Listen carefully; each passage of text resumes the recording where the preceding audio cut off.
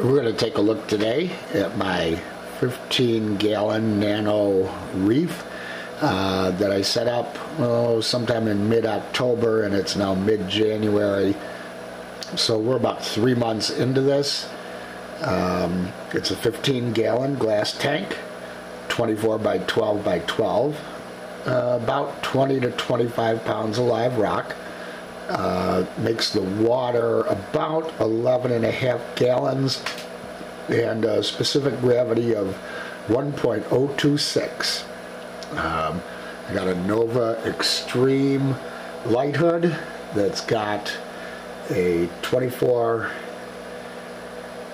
watt slim pack 460 nm actinic T5 HO lamp, and also a 24 watt 10,000K T5 HO lamp. In addition, hanging from the lamps, I have a True Lumens 10-inch LED actinic light strip. Comes on 1 hour before the Nova lamps and goes out 1 hour afterwards.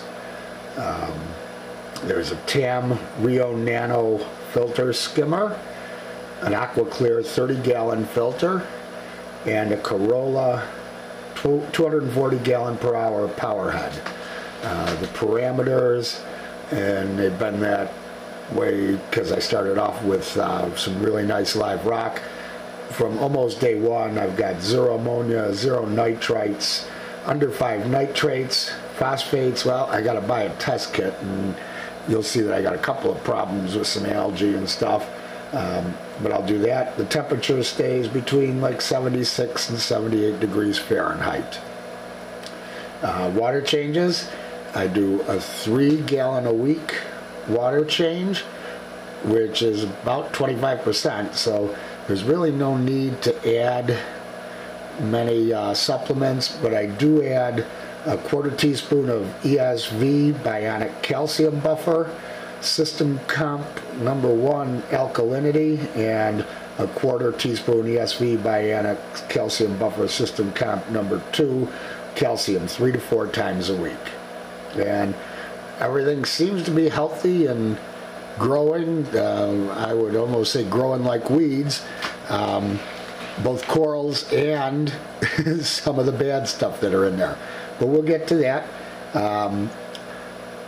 In the tank I have 2 Ocellaris clowns, 2 blood shrimp, 1 peppermint shrimp, about 10 snails, a couple of 2-inch clams, I think even 3 2-inch clams that came attached to the live rock. They are very much alive, and I will show you them too. But let's get on with it. We'll just start and see what we find right off the bat. There is the larger of the 2 Ocellaris clowns. She does host in the bubble anemone right behind her, and maybe she'll go in there soon. Up to the left top is the smaller of the 2 Ocellaris clowns. I got them, they were about an inch. The one was about an inch and the other an inch and a quarter. They've stayed about, they've both grown but stayed in relative size to each other. The larger and the smaller got along great until the larger one did start hosting in the anemone, and now she's and there she goes right into it. She is a little protective of it and kind of nips at the smaller clown a bit. She also will nip at me any and every time I put my fingers in the tank. I have 2 blood shrimp. This is the larger, and again, if I put my, and the smaller one is just off to the left, so they're both there in the same frame. Again, if I put my hand into the tank, the larger one will come right up and start picking and looking for food off my hands. And I'll do that near the end of the video. I don't want to get my hands all wet right now. But those are the 4 major organisms, I guess, that I have in the tank. There's also a peppermint shrimp, and he just molted a couple days ago and has been kind of quiet and out of the way since, although I do see him every once in a while. Oh, and there goes this larger clown chasing the smaller clown. Keep an eye on that. And I'll see if we can come across the peppermint shrimp while we're looking around. All of the anemone I bought, bubble anemone, I thought it was a green bubble anemone. Maybe my lighting isn't good enough, but it sure looks brown to me.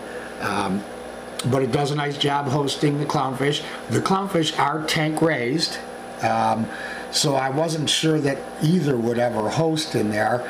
I'm hoping that they both end up hosting in the anemone, but so far it's just the larger of the two.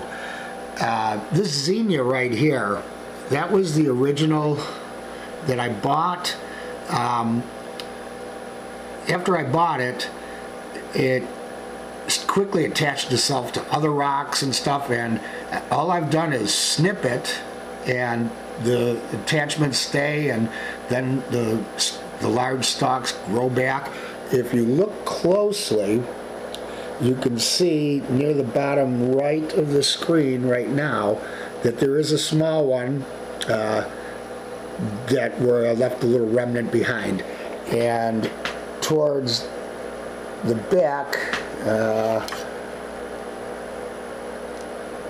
I can't get it in there. Right in that area right there is one of the stalks that I cut, and it is also, you know, reviving itself and making new stalks. Now, here is one of the frags that I've gotten off of it, and if we go out and then come back in, we've got 2, 3, 4, 4 total frags that I've gotten from this one. And as of right now, you can see that the zinnia is going down to that other rock, so that'll make 5. And then we've got this one, my frag is also fragging itself. That'll make 6. I'll be taking those 6 frags to my local fish store, and not getting much for them, but I just need more room in the tank. I may put a couple other things in, and it's just nice to have someplace where I can take these frags and, you know, maybe get a little salt for the tank or whatever. Doesn't really matter. Somebody else will be able to use these frags, and thereby we save some stuff in the ocean. Also from that same fish store, I bought this coral, which I believe is a finger leather coral. I'm not certain. It wasn't properly named in the store. And again, this also has just taken one of its stalks and attached it to a nearby rock. And I'm going to cut that one, cross my fingers, because I haven't played with this one yet, and hope that it takes to its new rock. And I will take the original frag that I bought from my local fish store and return it. What else do we have in here? We got some snails. There's one on top of that rock. There's my power head, which does a pretty nice job. We got some 1, 2, 3 orange mushrooms. There's also behind the zinnia there a nice green mushroom. We've got some candy cane coral, and actually if you look, and I'll see if I can point it out here, it's kind of behind the finger leather and the zinnia, but right back there is some more candy cane. Actually it was 6 heads when I first bought it, and of course I got it home and the first thing I did was break it accidentally. And this part of the coral, the one in the back, had 2 heads, which is now 3, and this one has had 4 original corals, and it is now 7. That's kind of neat. They're just splitting, and I'm hopeful that, you know, that continues. Above that, right there, we've got a hammerhead coral, which, again, and I didn't bring this up, but it's about twice the size as when I first bought it, and that's maybe 2 months ago. Pipe organ coral right here. Again, I kind of messed that up. It came on a frag. I knocked the stems off the frag, and luckily got it to sit in a real nice position on the rock, and there's actually 2 colonies of it, and they seem to have attached them. Well, the one on the left has seemed to attach itself to the rock. The one on the right is actually sitting in between rocks, and it can't go down any farther because there is some stuff left at the bottom. So the bottom is really attached to nothing. I'm hoping that the sides somehow start attaching to the rocks, and if I ever have to move one of those rocks, you know, we'll have to see what happens then. What else have we in there? Oh, I know what I want to show you. Those clams that came attached to the live rock, and I'm really happy with the live rock that I bought. Totally encrusted with coral and algae, nice maroon color. Let's see, that is one of the clams right there, and then right there is the other clam, and then there's one hidden in the back there. But let me get focused in here, and I'm going to make the clam close up so that you can see that they are actually alive. They came in on the rock, and let's see, oh, yep, they're removed. And now let me get the other one to close up here. And watch quick, because it happens fast. But, yep, see, yep, kind of neat. Here's one of the problems I have in this tank. Right there is an Aptasia. Now, I was hoping that the peppermint shrimp, and I got it to go away for a little bit, but I was hoping that the peppermint shrimp might take care of it.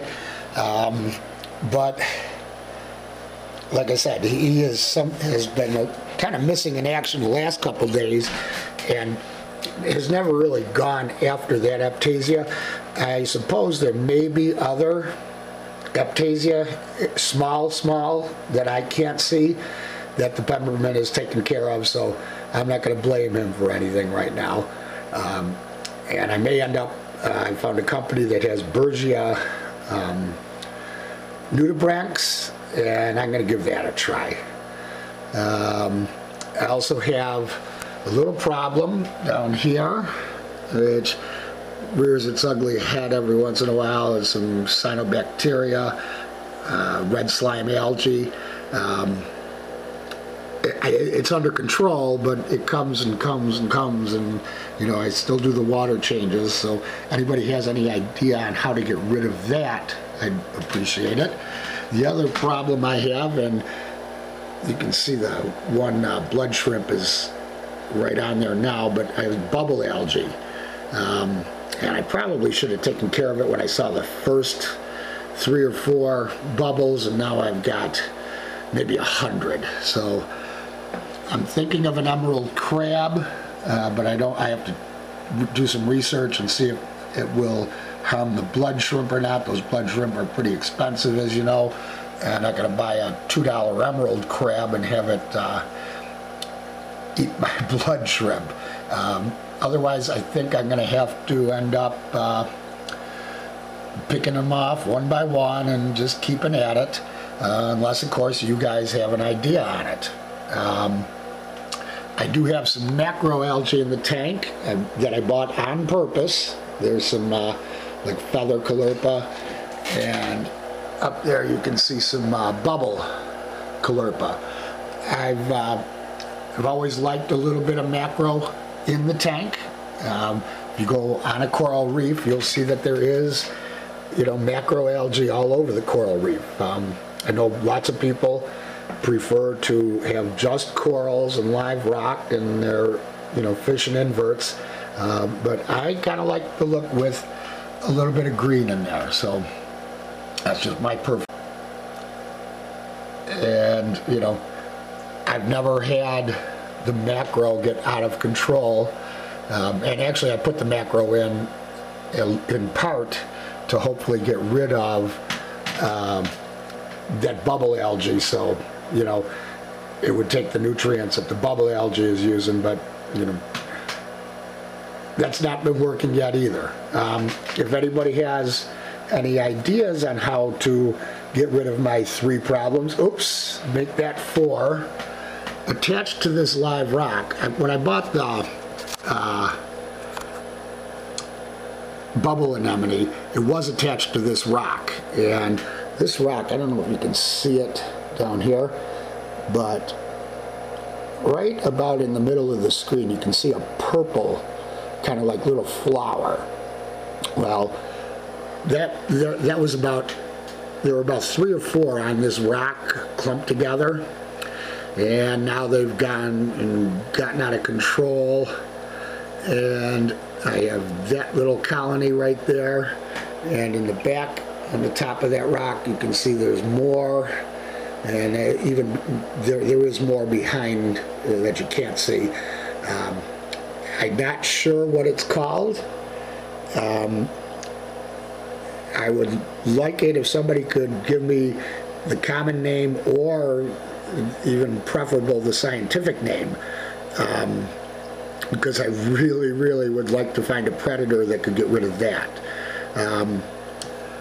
But that's my 15-gallon nano, and I'll take another video maybe a month from now, and we'll see how things are progressing. And like I said, if anybody has any ideas on how to get rid of some of my pests, please let me know. Talk to y'all later. Thanks.